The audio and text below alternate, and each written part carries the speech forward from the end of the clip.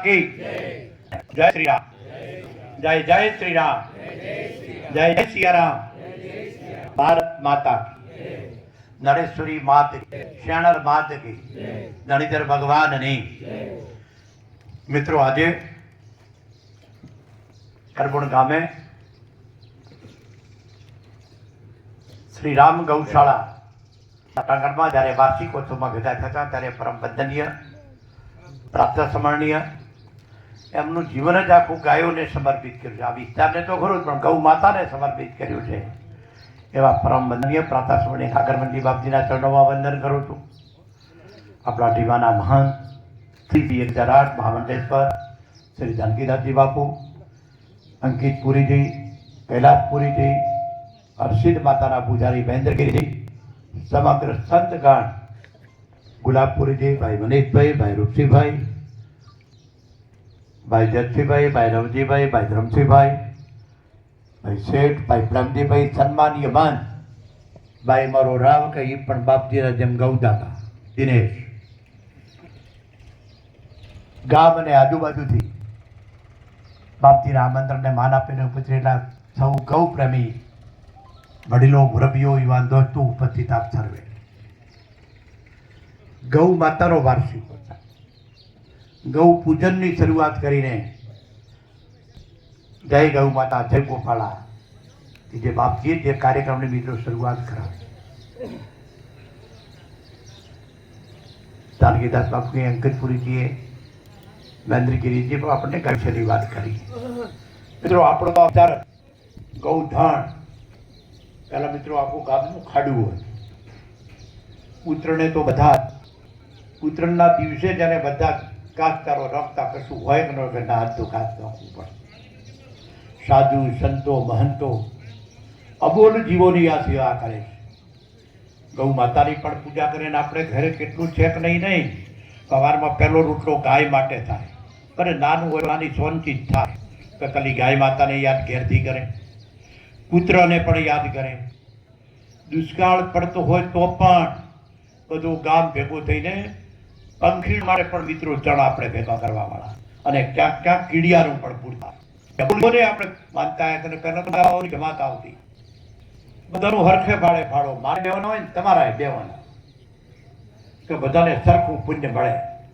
જ્યાં સુધી ગામમાં રહેતા ત્યાં સુધી તો સવારમાં ઉઠતા, ચપટીયું કણકિયું જ્યારે ક્યાંક ને ક્યાંક પુણ્યમાં ભાગ લેતા. ખેતરોમાં ગયા એટલે હવે નાના માણસો તો તમારી પાસે આવી શકે નહીં.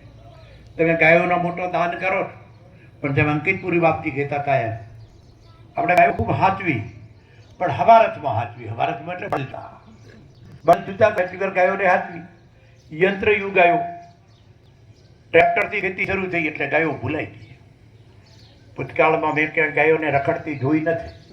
મારી ગાય માતા પણ કેટલી દયાળુ ભલી છે. ઘેરથી તમે છોડો તો એ હવારના દોરામાં તમારે ખૂંટે આવે. સવારમાં હું ગાંધીનગરથી રાત્રે મોડો આવતો, આખું ટોળું ક્યાંક કોકના ખેતરમાં જઈને ઝાડ પાડે, દોરાવે તો તમારે ખૂંટે આવી. અને તમે કેટલા ભાગશાળી છો, માફ કરો ખૂટો નરગાડતા. એ જ ગાયને ધુઓ ત્યાં સુધી રાખો, પોંકડી થાય એટલે કાઢી મેલાને ભલે પરબારી કરે. કઈ માનસિકતામાં જે સાધુ સંતો મહંતોને આપણને ધર્મ અને સંસ્કૃતિ વિશે કહેવાનું, ધર્મ ઉજાગર કરવાની વાત કરવાની છે, એમને જે આપણે કામ કરવાનું છે એ કામ એમને હું ગમને ગૌશાળાઓ ચલાવવી પડે. આ બધામાં ગૌશાળા મિત્રો કહેવાય છે ગાયોમાં 33 કરોડ દેવતાઓનો વાસ છે. 84 કરોડ યુનિમાં ફરવાનું, અને 33 કરોડ દેવતા એક જો ગૌ માતામાં વસવાય તો મિત્રો એને આપણે રેડી મૂકો. અને જેમ બાપજી કે આપણે ભેંસને કોઈ ગાડી મૂકી મેં જોઈ નથી, ગાય ગાડી મૂકો. ભેંસનું દૂધ દેખાય બાયસના જેવી જાડી બુદ્ધિ બાપજી આવે, જાડી બુદ્ધિ વાળો. ગાયના દૂધથી વાળો ચપળતા વાળો પેદા થાય. આમ તો મિત્રો આપણે ગણતા નથી, પણ ત્યાં ગાયનું દૂધ અલગ હોય, ઘી અલગ હોય, તો 3 ગણા પૈસા એના મળે છે. અત્યારે તો આપણે બધા કોક માટે આપણને 100 રૂપિયાનો ફાયદો થાય, બીજાને લાખનું નુકસાન થાય તો કરી દો. એટલી દવાઓ ખેતીમાં કરીએ, મારી ગાય કે ભેંસ દવા દેતી ન હોય તો ઇન્ટ્રોડક્શન ઇન્જેક્શન, અને પછી કે તમે ઘેર નથી દૂધ રાખ્યું, દૂધ ડેરીમાં આપ્યું એટલે ઘણા પીએ. પેલા આટલા કેન્સર થતા નથી, આવ્યું ક્યાંથી બધું? શુદ્ધ ખોરાક ખાઈએ, બધું ખોરાક ઉપર આપણું જીવન આધારિત છે. આપણે જીવનના હામો જોયું નથી, આટલી ગરમી પડે છે. પેલા અહીંના અહીં જીવતા હતા, ખબર છે? આ ટાઈમે તો તે બધા હુડવા ખેતરમાં, હુડવો શું યાદ છે ને? હુડવા જતા. અત્યારે શંકરતર બહુડા ખોવાઈ ગયા.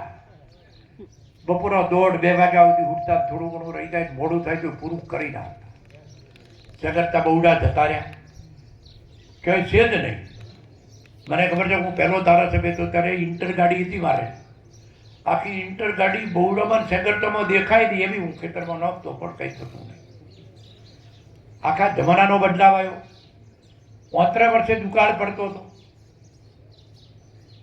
તારી બહુટાનો મારો ખેડૂત 200 વીઘાનો ખેડૂત પણ ચોકડી કરતો હતો. જો પીવાનું પાણી માંગતા હતા, ત્યાં આજે સિંચાઈનું પાણી દરગાળા શરૂ કરી હોય ત્યારે તો પહેલા પગ ધ્રુવી છે કે પાછો ક્યાં, પીવાનું પાણી ક્યાંથી લાવશો, આની ચિંતા હતી.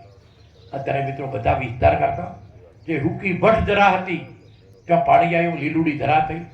આપણી આર્થિક સમૃદ્ધિ વધી, છતાં જે આપણો ધર્મ હતો, હતી મારી ગાય માતાને બચાવવાની હતી, એ મારી ગાય માતાને આપણે બહાર કાઢી. જો બધા ઘેર એક એક ગાય રાખો, બધા રાખી દો તો ભેંસો રાખી દો તો ગાય કેમ નથી રાખી ગયા? બધા તો એક એક ગાય ઘેર રાખો તો આ ગૌશાળા કોઈ ચાલુ કરવી પડે નહીં. બધા ઘેર ગાય રાખી છે. અને જેને ખેતી નથી ને એ પણ ભૂતકાળમાં ગાય રાખતો, મારે તમારે ત્યાંથી ભારો લાવતો. અત્યારે કોઈ ભાગ્યાને ના પાડે એમ કે ભારો એટલે તેના ભાગમાંથી બધું કરે, પણ ગાય પ્રત્યેનો પ્રેમ જે ઓછો છે ત્યારે બધા ઘેર ઘેર એક ગાય રાખો. ધંધો પણ ગીરની ગાય આપણે ભણતા ત્યારે કોંકરીની ગાય આપણે ભણતા, અત્યારે ગીરની ગાય પણ આવે, કોંકરીની ગાય પણ આવે. જેનું દૂધ શંકરી ગાય નથી. તમે ઘણા પૈસા, આપણે તો શંકર આવી નથી કે ક્યાંય? શંકર છે ક્યાંય? શંકરી મારા ધણીયું ગાય નથી. શંકરી ગાય છે જ નહીં હો મારા ધણીયું. તમે ગાય ગણતા હો એ ગાયના દૂધમાં આવે જ નહીં. પણ પૈસા કમાવા તમે એને લાવી ખાખાદ કરે. આ મારી ગાયની ચાવી એટલી, એટલું જ દૂધ આપશે. અને ચપડા સાધુ સંતો મહંતો મિત્રો આખા વિશ્વમાં મોટામાં મોટી ગૌશાળા પથવેડા ચાલે છે. બાપજી જાતે 4 વાગે ઉઠીને ગાય માટે બસે છે. આ બધા જ અહીં બેઠેલા 4 વાગે ગાય માટે ઉઠે છે. આપણે ઊંઘા છે, તૈયાર નહીં. આજ કયો જવાબ છે? ભાગી દો. ગાય માતાની સેવા નથી કરતા. ઘેર ઘેર એક એક ગાય રાખીએ.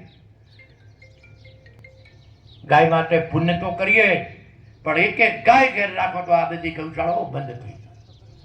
આપણા બધા જીવન માટે જ્યાં મિત્રો સમગ્ર રાષ્ટ્ર સાધુ સંતો મહંતો એમ કે ગૌ માતાને રાષ્ટ્ર માતા જાહેર કરાવવા આવું એમની માંગણી છે. હિન્દુસ્તાનમાં મારો દેશ હિન્દુ રાષ્ટ્ર તરીકે ઓળખાય, એની જ્યારે કેવડા હોય ત્યારે ગૌ માતા પણ મારું રાષ્ટ્રનું પ્રાણી બને, એની મિત્રો માનસિકતા બધાની હોય. આપણે બધામાં મિત્રો માના તો આમ તો હમણાં જ જોયું આપણે, ગઈકાલે ધૂળેટી ગઈ, પરમ દિવસ હોળી ગઈ. હોળી ધૂળેટી આપણા ચાલુ આવતા પરંપરાગત આપણા પ્રસંગો તહેવારો, અને આજ હોળીના બીજા દિવસે આપણો વાર્ષિક વર્ષ, ગાય માતા માટેનો વાર્ષિક. આ બધા જ પ્રસંગો જ્યારે ઉજવાતા, બેસતું વ્રત ઉજવાતા. દિવાળી એટલે શું? બેસતું વર્ષ એટલે શું? રામ ભગવાન ઘેરાયા અને બીજે દિવસે સ્વાગત થયું હતું.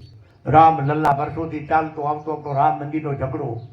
આપણે ધર્મના પૂજક છીએ, ધર્મના વાહક છીએ. એ રામ મંદિર આદરણીય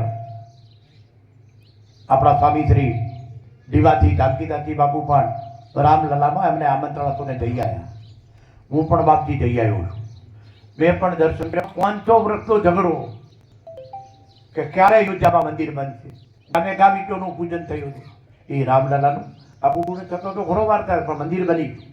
એ જ મંદિરમાં જે રામલલાના દર્શન, આપણી સંસ્કૃતિનું જતન.